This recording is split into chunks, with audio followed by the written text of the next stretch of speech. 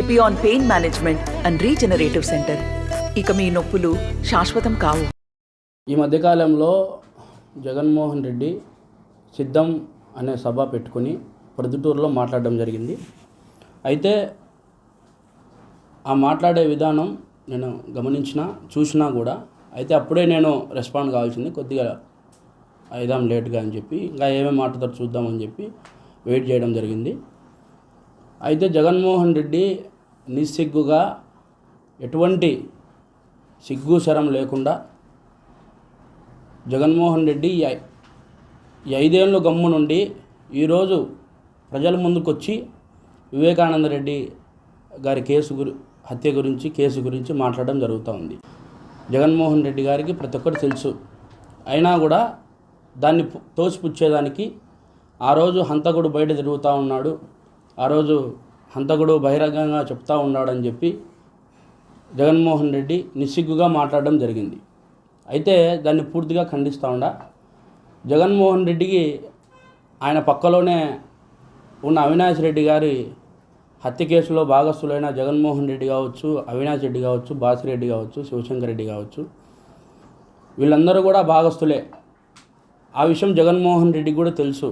ఇంకా ఎవరు హత్య చేయించినారో, ఎవరు చెప్తే ఎవరు చేసినారు అనేది ఆంధ్రప్రదేశ్ రాష్ట్ర ప్రజలందరికీ కూడా తెలుసు. ఈ 5 ఏళ్ల నుంచి మాట్లాడిన జగన్మోహన్ రెడ్డి ఈరోజు ముందుకు సభ అని పెట్టుకొని పేరు, సిద్ధం అనే పెట్టుకుని దానికి పేరు, ఈరోజు మీ ముందుకు వచ్చి మాట్లాడుతున్న జగన్మోహన్ రెడ్డి నిస్సిగ్గుగా చెప్తా ఉన్నాడు ఈ మాటలు.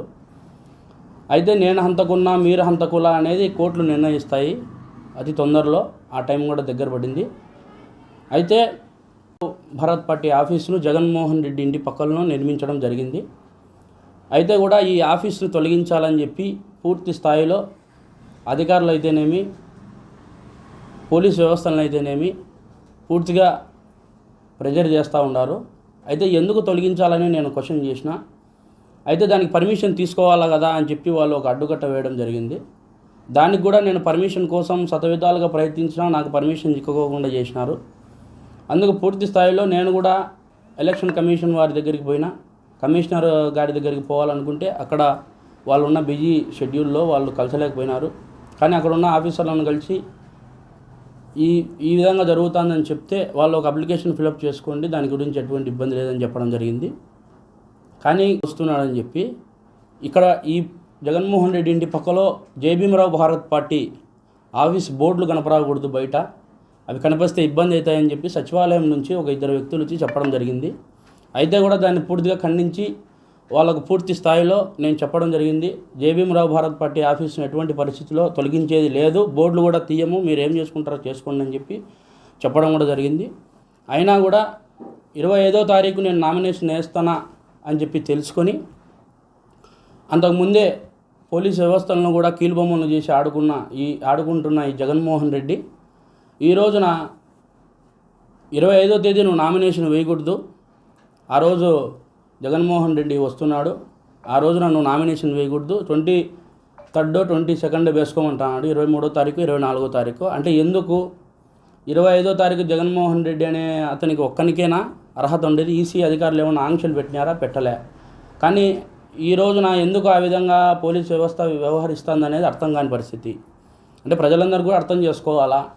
నేను ప్రచారం తిరగాలన్నా కూడా, నేను ప్రతి ఒక్క ఇంటికి గడపకు తొక్కిని అడగాలన్నా కూడా నాకు పర్మిషన్లు చాలా అవసరం, లోకల్గా స్టేషన్ నుంచి అయినా సరే. కానీ దీని అన్నిటికి కూడా అడ్డుకట్టలు వేస్తూ ఉన్నారు. ఈరోజు మాట్లాడుతున్నా కానీ ప్రజల సమక్షం లేకపోయి నా బాధ నేను చెప్పుకొని నేను ఓట్లు అడిగే పరిస్థితికి వచ్చేటప్పటికి జగన్మోహన్ రెడ్డి అనేవానికి భయం అవుతుంది. వాస్తవంగా భయపడతా ఉన్నాడు. ఎందుకు దస్తగిరి అనేవాడు బయటికి రాకూడదు, ఆఫీస్ పెట్టకూడదు, ఆఫీసులో కూర్చోకూడదు, జేబీఎం భారత్ పార్టీ అనేది అంత భయం భ్రాంతులకు గురి చేస్తుంది జగన్మోహన్ రెడ్డిని. అంటే పూర్తి స్థాయిలో జగన్మోహన్ రెడ్డి ఖచ్చితంగా కూడా ఓటమి పాలవుతాడని చెప్పి ఆలోచన చేస్తూ ఉన్నాడు. ఆ భయం జగన్మోహన్ రెడ్డికి ఉంది కాబట్టే నన్ను 25వ తారీఖు నామినేషన్ వేయకూడదని చెప్పి ఆంక్షలు పెట్టి పోలీస్ వ్యవస్థను సైతం దస్తగిరిని పెట్టనీయకుండా చేయాలా. ఆ రోజు ర్యాలీ కావచ్చు, బహిరంగ సభ కావచ్చు, ఇవన్నీ కూడా పెట్టుకోకుండా చేయాలన్న జగన్మోహన్ రెడ్డి ఈ రోజున నేను చెప్తాను, జగన్మోహన్ రెడ్డి ఎన్ని అడ్డంకులు సృష్టించినా, ఎన్ని అరాచకాలు చేసినా, ఏం చేసినా కూడా ప్రజలందరూ కూడా గమనిస్తూ ఉండాలని నేను ఈ మీడియా ముఖంగా తెలియజేసుకుంటున్నా. సొంత బాబాయిని వివేకానంద రెడ్డి గారిని అత్యంత కిరాతకంగా హత్య చేయించిన జగన్మోహన్ రెడ్డి ఈ రోజున ఈ అడ్డంకులు సృష్టిస్తూ ఉన్నాడు. ఎటువంటి పరిస్థితిలో తగ్గే పరిస్థితి లేదు. మీరు పోలీస్ వ్యవస్థ వారు మీరందరూ కూడా ఆలోచన చేయాలా. ముఖ్యంగా మీకే నేను ముఖ్యంగా రిక్వెస్ట్ చేస్తూ ఉండా, నా పర్మిషన్లు ఏవైనా కూడా మీరు అడ్డంకులు దయచేసి వేయొద్దని చెప్తా ఉండా. ఎందుకంటే ఈరోజు రేపొద్దున మేము పోరాడాల్సింది కూడా మీకోసమే. ఈరోజు మీలాంటి వ్యక్తులు ఎంతోమంది డిపార్ట్మెంట్ కావచ్చు, ప్రజలు కావచ్చు, మీలాంటి వ్యక్తుల కోసం ఖచ్చితంగా కూడా పోరాడతాము. దాని గురించి ఇబ్బంది లేదు. ఈరోజు మీకే టీఏలు డిఏలు ఇవన్నీ కూడా మీకు వేయకోకుండా మిమ్మల్ని మోసం చేసి మాటలు చెప్పుకుని బతికే జగన్మోహన్ రెడ్డి మేలంటారా, లేకుంటే మంచి పేరు ప్రఖ్యాతలతో మంచిగా ప్రభుత్వాన్ని నడపాలా, మంచిగా పోవాలా అనే మా పార్టీ మేలంటారా? మీరు ఒకసారి ఆలోచన చేయండి. జై భీమ్రావ్ భారత్ పార్టీ గురించి కూడా మీరు ఆలోచన చేయాలా. అవినాష్ రెడ్డి అనే వ్యక్తి కావచ్చు, ఇంకోరు కావచ్చు, మొన్న ప్రెస్ మీట్ పెట్టి ఏదో సునీతమ్మ గారికి నాకు చీకటి ఒప్పందం అంట. ఆ చీకటి ఒప్పందం ఈ రోజున బయట పెట్టినా కూడా, ఈ రోజున అవినాష్ రెడ్డికి నేను సవాల్ విసురుతాండా. ఈ రోజున పెట్టినా కూడా నేను జైలు వేయడానికి సిద్ధం. ఆ విధంగా నేను ఎన్నోసార్లు సవాల్ చేసిన, ఈరోజు కూడా చేస్తూ ఉండా. 24 అవర్స్లో ఆ చీకటి ఒప్పందం ఏందో నువ్వు బయటపెట్టు, నేను జైలుకు పోతా. లేకుంటే అన్నీ ఒప్పుకొని నువ్వు లోపలికి పోతావా అని నేను ప్రశ్నిస్తూ ఉండా. జగన్మోహన్ రెడ్డిని కావచ్చు, అవినాష్ రెడ్డిని కావచ్చు, భాస్కర్ వీళ్ళందరినీ కావచ్చు నేను సవాల్ విసురుతాను. ఇదే మాట. మనకు మంచి అవకాశం వచ్చింది. ఓటు అనే పేరుతో గద్దె దించాలా జగన్మోహన్ రెడ్డిని 100%. గద్దె దించి మనమేందో మన ప్రజలతో పెట్టుకుంటే ఏమవుతుంది అని చెప్పేసి జగన్మోహన్ రెడ్డికి మనం బుద్ధి చెప్పాలా ఖచ్చితంగా కూడా. అదందరూ కూడా మీరందరూ ఆలకిస్తారనుకుంటున్నా. ఖచ్చితంగా కూడా మీరు ఎన్నో విధాలుగా ఎన్నో రకాలుగా నన్ను ఇబ్బందులు పెట్టినా కూడా జగన్మోహన్ రెడ్డి నీ ఉనికికి భయపడేది లేదు. నీకు భయపడి బతకాల్సిన అవసరం మాకు లేదు. ఖచ్చితంగా జై భీమ్రావ్ భారత్ పార్టీ ముందుకు పోతుంది. ఖచ్చితంగా కూడా ప్రజలలో తిరుగుతాము. ఒకవేళ ఈ అరాచక జగన్మోహన్ రెడ్డి ఒకవేళ నాకేదైనా అడ్డుకట్ట వేసినా కూడా దయచేసి ప్రతి ఒక్కరికి కూడా నమస్కరించి చేతులు జోడించి అడుగుతా ఉన్నా. ఈ రోజున నేను ప్రతి ఇంటికి రాలేకపోవచ్చు. ఖచ్చితంగా కూడా మీరందరూ కూడా ఆలోచన చేయాలా. నాకు జరిగిన అన్యాయం ఏంటి, నేను ఏ పరిస్థితిలో నిలబడినా. ఈ రోజున జగన్మోహన్ రెడ్డి గురించి ఒక ప్రెస్ మీట్ పెట్టి ఏదైనా తప్పు మాట్లాడితే సాయంత్రం కల్లా జైల్లోకి పోయే పరిస్థితి మీరందరూ కూడా ఆలోచన చేసినారు.